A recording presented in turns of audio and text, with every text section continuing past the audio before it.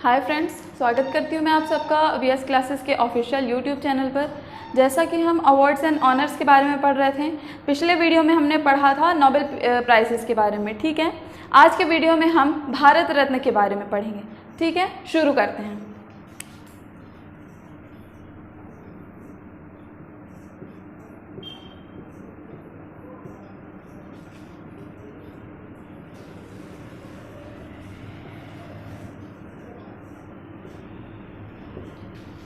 ठीक है, भारत रत्न के बारे में आज हम पढ़ेंगे और इसमें सबसे पहले हम कुछ बातें जान लेते हैं। जो ज़रूरी डेट्स हैं इनसे रिलेटेड, उनके बारे में जानते हैं। ठीक है, चलिए।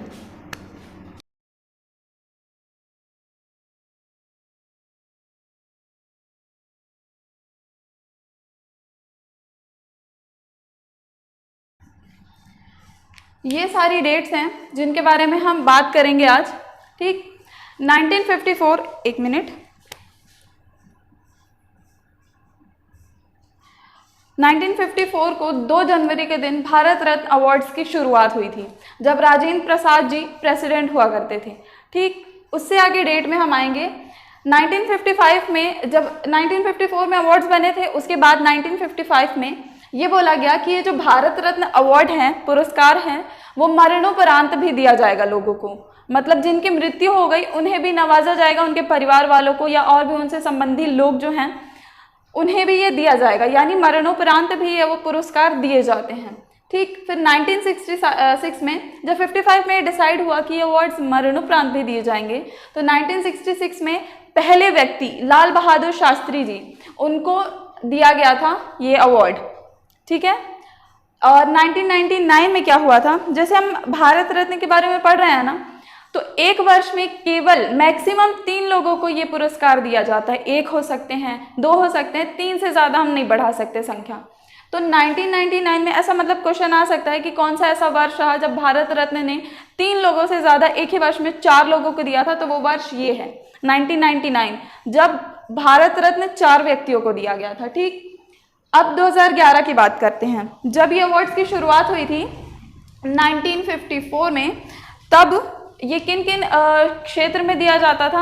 आर्ट, साइंस, लिटरेचर और सोशल सर्विसेज, इन सारे फील्ड्स में ये अवार्ड दिए जाते थे। लेकिन 2011 में ये बोल दिया गया कि ह्यूमन एंडेवर, मतलब मानवता के क्षेत्र में, ह्यूमैनिटी के लिए कोई भी अच्छा कार्य करें, उसे भारत रत्न यानी भारत के गहने के तौर पर नवाजा जाएगा।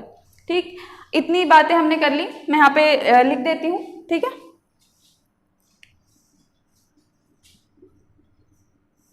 इस वर्ष को ये शुरू हुआ था जब राजेंद्र प्रसाद जी प्रेसिडेंट थे।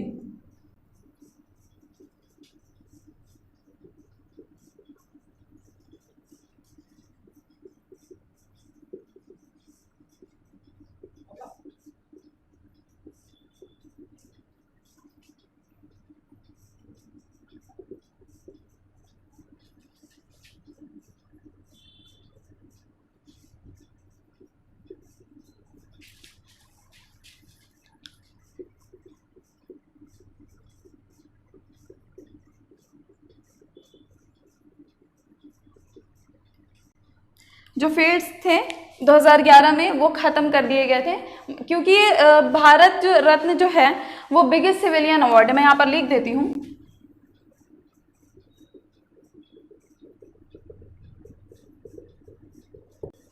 ये आम व्यक्तियों के लिए है जो नागरिक हैं भारत के। ठीक है, तो 2011 में क्या बोला गया? ह्यूमन एंडेवर, मानवता के क्षेत्र में।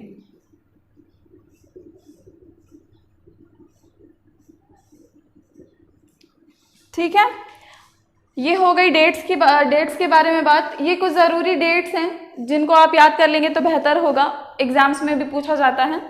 आगे हम बात करेंगे कि इस भारत रत्न को देने में डिसीजन मेकिंग का काम किसका होता है और देता कौन है। तो इसमें जो डिसीजन मेकिंग का काम करते हैं वो हमारे प्रधानमंत्री, प्राइम मिनिस्टर जी होते हैं। वो किन्हीं 3 नामों को डिसाइड करते हैं, चूज करते हैं किसी भी 3 व्यक्तियों को आम जनता में से। फिर उन नामों को वो आगे पास करते हैं राष्ट्रपति के पास, फिर उन पुरस्कारों को राष्ट्रपति देते हैं। ठीक है, इसमें दिया क्या क्या जाता है उसके बारे में बात करते हैं।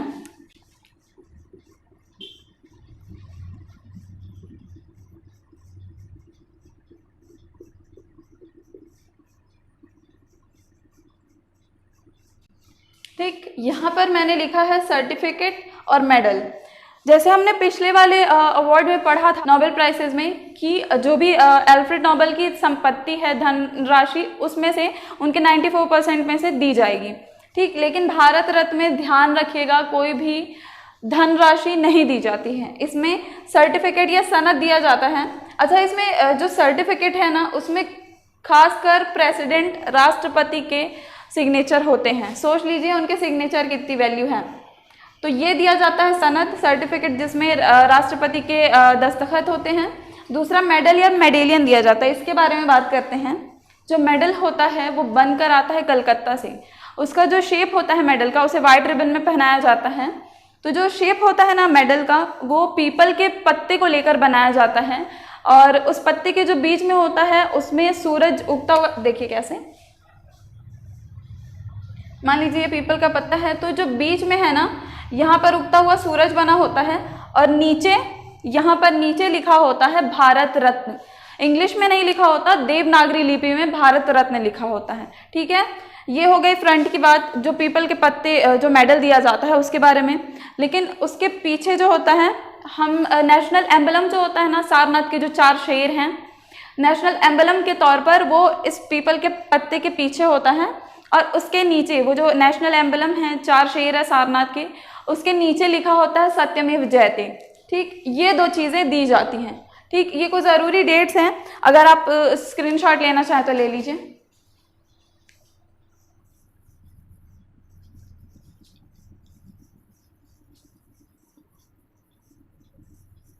ठीक, चलिए अब हम बात करते हैं, ये भारत रत्न जो है इससे रिलेटेड कुछ कंट्रोवर्सीज भी हैं, जिनमें 2 सबसे बड़ी कंट्रोवर्सी है। मैं उनके डेट्स लिख देती हूँ।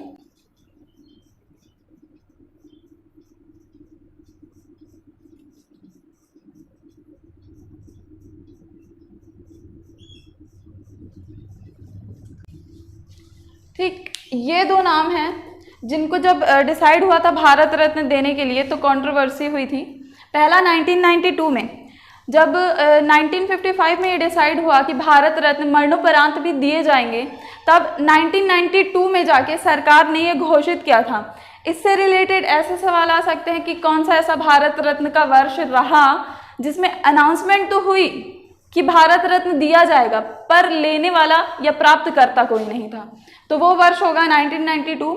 सरकार ने घोषित किया कि ये जो है सुभाष चंद्र बोस जी को मरणोपरांत ये पुरस्कार दिया जाएगा। याद रखिएगा, मरणोपरांत, जीवित नहीं, मरणोपरांत ये पुरस्कार दिया जाएगा। पर सरकार जो है वो ऐसा नहीं मानती थी कि सुभाष चंद्र जी की मृत्यु हुई है, जिसके कारण उनके परिवार वालों ने भी लेने से मना कर दिया कि हम इनके नाम पर मरणोपरांत पुरस्कार नहीं लेंगे। तो ये ऐसा वर्ष रहा जब घोषणा तो हुई पर पुरस्कार कोई नहीं लिया इससे रिलेटेड। ठीक, 2014 में इसके आगे वाले वर्ष की बात करते हैं, क्योंकि 2013 में ये डिसाइड हुआ था, यह घोषणा हुई थी कि सचिन तेंदुलकर जी को दिया जाएगा ये पुरस्कार। जानते हैं आप, क्रिकेट के क्षेत्र में बहुत बड़ा नाम है, कई बार लोग इन्हें क्रिकेट का भगवान बोलते हैं। तो 2013 में ये अनाउंसमेंट जब हुई कि भारत रत्न सचिन तेंदुलकर को दिया जाएगा, तो इसमें 2 बातें निकलकर सामने आई। पहली तो ये कि ये कांग्रेस के मेंबर ऑफ पार्लियामेंट हैं, तो पॉलिटिकल मसले तो होंगे ही कि कांग्रेस की तरफ से हैं, भारत रत्न दिया जाएगा तो कांग्रेस का पद खुद ब खुद ऊपर हो जाएगा। ठीक, तो पहला इसमें दिक्कत ये आ रही थी इन्हें देने में। दूसरी कंट्रोवर्सी ये थी कि मतलब भारत में प्राथमिकता क्रिकेट को दी जाती है, ऐसा लोगों का कहना था कि भारत में प्राथमिकता क्रिकेट को दी जा रही है, क्योंकि हॉकी के क्षेत्र में ध्यानचंद जी भी बहुत बड़ा नाम है, और भी जो भी खेल हैं उनमें भी बहुत बेहतरीन खिलाड़ी हैं। लोगों का कहना था कि इनसे बेहतरीन और भी खेलों में खिलाड़ी हैं। लेकिन इतनी सारी कंट्रोवर्सीज होने के बाद भी 2014 में सचिन तेंदुलकर जी को पुरस्कार दिया गया, भारत रत्न से नवाजा गया। ठीक, तो ये दोनों ऐसे वर्ष रहे हैं जो कंट्रोवर्सी से घिरे थे। ठीक, अगर आप ये नोट करना चाहें तो कर लें। ठीक, अब क्योंकि 2020 और 21 में भारत रत्न किसी को नहीं दिया गया है, तो सबसे आखिरी वर्ष होगा 2019। तो हम 2019 की बात करते हैं कि कौन 3 व्यक्ति हैं जिन्हें भारत रत्न दिया गया। ठीक,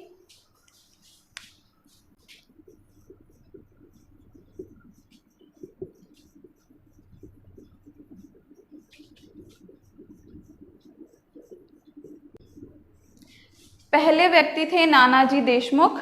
ठीक है, इनके कार्यों के बारे में बात करते हैं।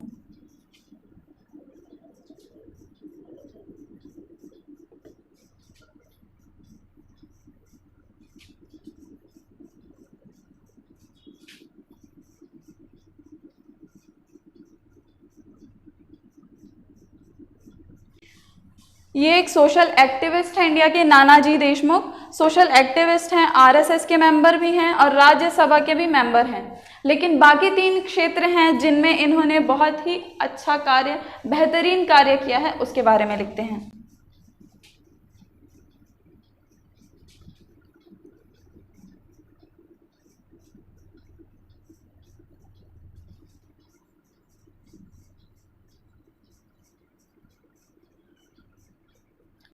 ये 3 ऐसे क्षेत्र हैं जिसमें नानाजी देशमुख ने बहुत ही बेहतरी का काम किया है। एजुकेशन के लिए, शिक्षा के लिए, हेल्थ के लिए, रूरल सेल्फ रिलायंस के लिए इन्होंने काम किया है और 2019 में इन्हें भारत रत्न दिया गया। तो आप इनके बारे में नोट कर लीजिए, स्क्रीनशॉट ले लीजिए। आगे दो के बारे में बात करते हैं।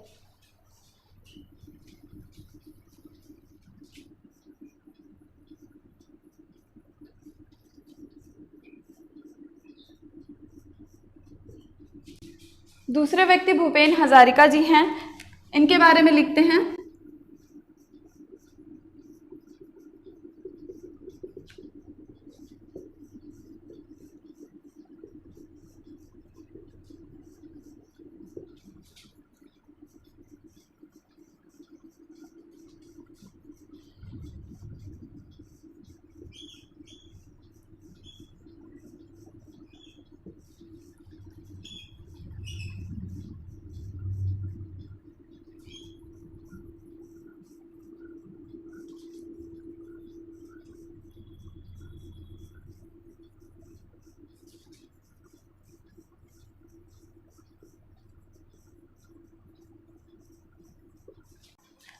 ठीक, तो अब दूसरे व्यक्ति भूपेन हजारिका जी हैं, जो बिलोंग करते हैं असम से।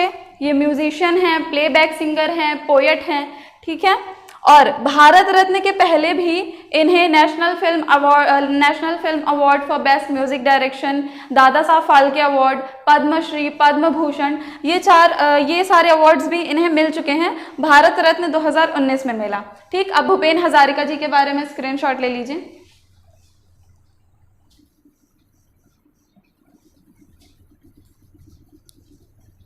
तीसरे व्यक्ति को हम सभी जानते हैं, प्रणब मुखर्जी, उनके बारे में बात करते हैं।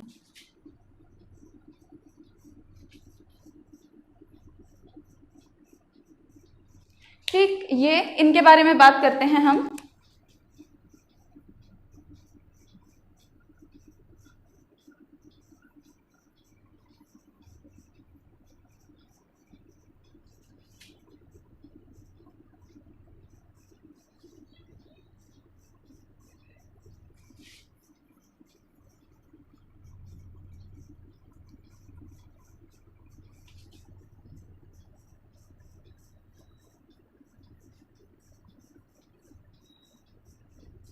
ठीक, तीसरे व्यक्ति हैं प्रणब मुखर्जी जी।